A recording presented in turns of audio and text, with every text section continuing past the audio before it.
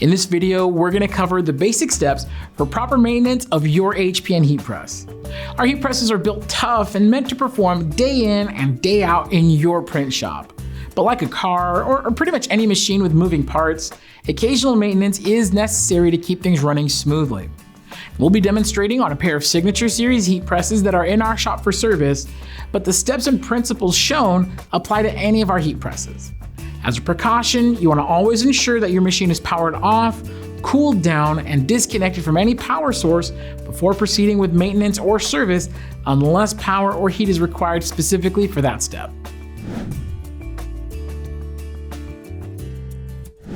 Keeping your machine clean doesn't only look good, it also saves your garments.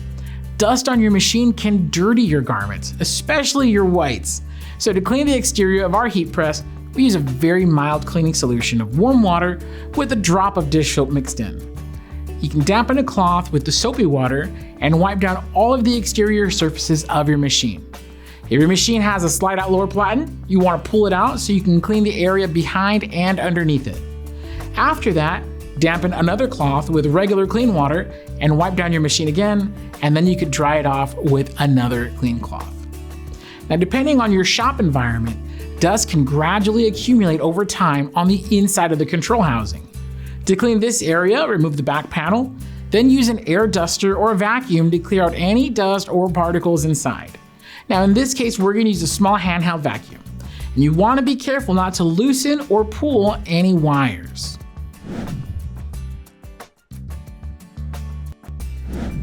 Like all machines with moving parts, repetitive motion can cause some parts to loosen up over time. So it's important to occasionally check your machine for loose nuts and bolts and then tighten them as necessary. We'll show you the most common parts on your machine that may need attention over time, especially with constant use. First, let's look at the lever and arm joints on a clamshell style machine. They've come loose on this press, which we can tell just by gently shaking the handle. Now, there shouldn't be this much play, so to correct this, we're going to want to tighten the 3 acorn nuts as shown, but not too tight. Now, you can test it by closing the machine under pressure with the machine off.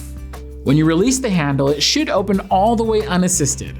And if it doesn't, loosen the acorn nuts in small increments until it opens when the handle is released. On the Signature Series clamshell machines, the handle is mounted with 2 pairs of Allen screws, which should be kept tight. If the handle becomes loose, it could cause the auto-open mechanism to malfunction by not allowing proper connection between the contact plate and the electromagnet. If you find that your lower platen is slightly loose or misaligned with the upper heating element, there's an easy fix for that. First, loosen the pressure on your machine so it hovers slightly above the lower platen when closed.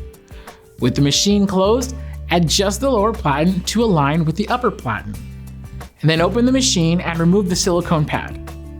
With an Allen key on top and a wrench on the bottom, tighten the bolt to secure the lower platen in place. Now, we have tipped our machine on its back only to better show these parts on camera. You don't need to do this, as this adjustment is best performed while the machine is in the normal upright position.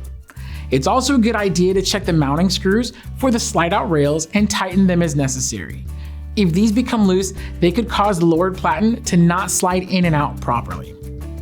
On a swing away style heat press, it's normal for there to be a tiny bit of play on the heating element. However, if you notice that it's particularly wobbly or loose, inspect the attachment point where the shaft screws into the mounting plate. If you see exposed threading from the bolt like this, you'll need to tighten the nut.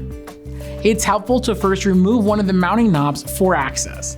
Then you can tighten the bolt with a wrench until it's just barely tight. You don't want to over tighten it. If the handle action is rough, you can loosen the nut in small increments until it works smoothly.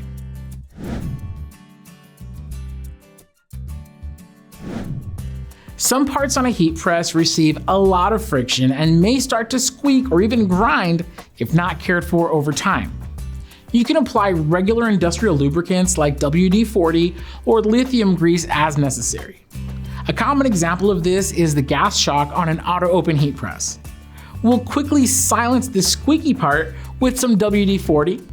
You can place a shop rag underneath to catch any excess liquid, and then spray the top and bottom parts as shown. and you can apply this process as necessary to pretty much any moving part on your machine. On a swing away heat press, if you feel resistance when raising or lowering the handle, it's a good idea to apply some lubricant. You can apply lithium grease with pretty much any clean object, or put a glove on and use your finger. You'll want to apply a thin coating to the main shaft over the center of the heating element, and also to the stabilizer bar at the rear of the heating element.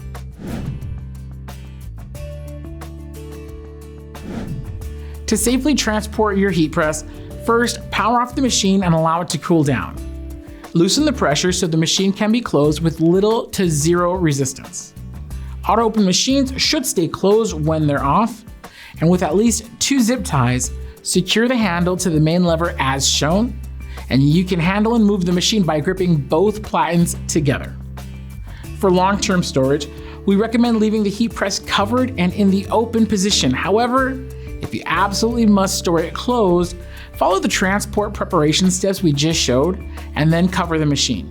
It's very important to keep the pressure fully loose, as keeping the machine stored under pressure places extended stress on the gas shocks, springs, and other parts, which shorten their lifespan.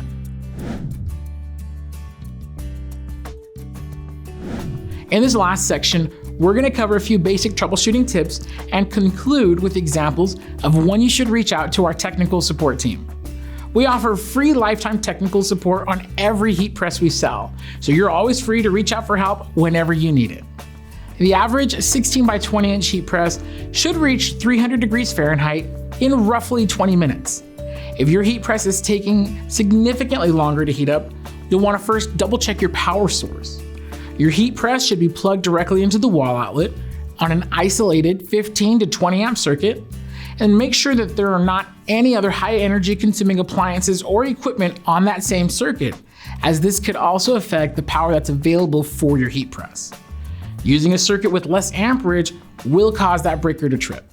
Do not use a surge protector, power strip, or extension cord with your heat press, as these can inhibit the energy flow to your machine. This can not only affect performance, but it could also cause wires and outlets to overheat. If you absolutely must use an extension cord, only use one rated at 12 gauge or higher. The fuse in your HPN heat press eliminates the need for a surge protector. HPN brand heat presses are calibrated for accurate temperature at the factory. So if you're ever concerned that your heat press may not be displaying the correct temperature, you'll first need to accurately measure the temperature on your heating element. To do that, you need a quality thermometer with an adjustable emissivity setting. We're using the Fluke 561, which is a great investment for any professional heat printing shop. Set your heat press to 300 degrees Fahrenheit and allow it to reach temperature. On your infrared thermometer gun, set the emissivity to high, usually around 0.95. Then measure the 4 corners and center of your heat press as shown. Do your best to maintain a consistent angle and distance from the heating element on each measurement. Inconsistent technique will produce inconsistent measurements. You'll be looking for a reading that is plus or minus 10 degrees from the displayed temperature. The average temperature from the 5 points measured should be within about 10 to 15 degrees of the displayed temperature. This range is appropriate for a professional heat press. Now you may find that a bargain heat press will have a wider temperature variance, while the range on a premium heat press is going to be much tighter. You may also find that a better thermometer and more consistent measuring technique will produce a tighter range of results. Now, if your heat press temperature is outside of the ranges we just mentioned, please reach out to our technical support department for step-by-step guidance on recalibrating your machine.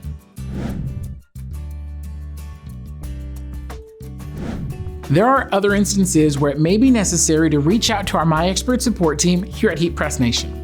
Now, we back up all of our products with a minimum 1-year warranty and free lifetime technical support. Replacement parts are covered under warranty along with the labor and service.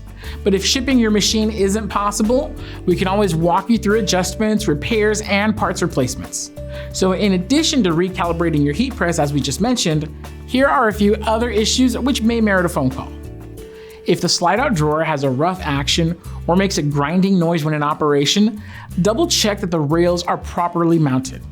Tighten the screws as shown earlier in this video, but if that doesn't fix the issue, please contact support. If the auto open feature on your heat press is no longer working, even with heavy pressure, please contact support. If you find that you're constantly having to increase the pressure on your machine, there may be an issue with the inner rod and bearings, and in that case, please contact support. If the timer is counting down even when the machine is open all the way, the small arm on the actuator switch isn't being engaged properly, and you can fix it by gently bending the arm as shown so it's fully pressed when the lever arm is up. On a swing away heat press, you may also need to ensure the shaft bolt is properly secured to the mounting plate as shown earlier in this video. If you need assistance with the adjustment, or if this fails to correct the issue, please contact support. This video was made to help you get the best performance and lifespan from your Heat Press Nation equipment. Maintenance frequency will vary depending on different factors like frequency, location, and even how the heat press is used. But when in doubt, check it out. It never hurts to give your machine a once-over, especially before starting a large print run. And like with any other piece of professional equipment, if you take care of it, it will take care of you. If you have any questions at all, feel free to comment below or reach out to our MyExpert support team at support.heatpressnation.com or by calling 800-215-0894. All of our heat presses come with free lifetime technical support provided by our friendly team of MyExpert professionals at our 2 US service centers. So if you ever have a question about your HPN heat press, help is just a phone call away.